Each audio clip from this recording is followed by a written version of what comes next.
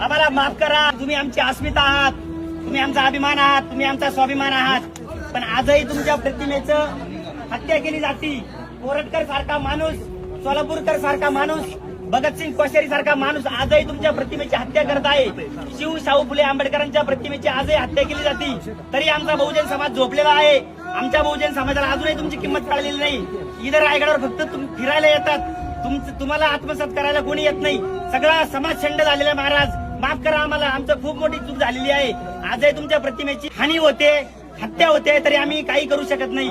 तुमच्या राज्याभिषेकाला विरोध कोणी केला? बुद्धांना देशातून बाहेर कोणी हाकललं?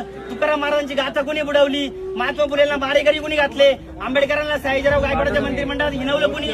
हे सगळे बहुजन महापुरुषांना आतापर्यंत हयातीत असताना ज्यांनी त्रास दिला आणि हयातीत नसताना सुद्धा त्यांच्या प्रतिमेची हत्या केली जाते, तरी आमचा बहुजन समाज भरकटलेला आहे. तुम्ही जे काही आमच्यासाठी केलं त्याची कोणालाही पर्वा नाहीये. सगळे फिरायसाठी येतात, आनंद घेण्यासाठी येतात. आम्हाला महाराज कृपया माफ करा, आम्ही त्या लायकीचे नाही आहोत.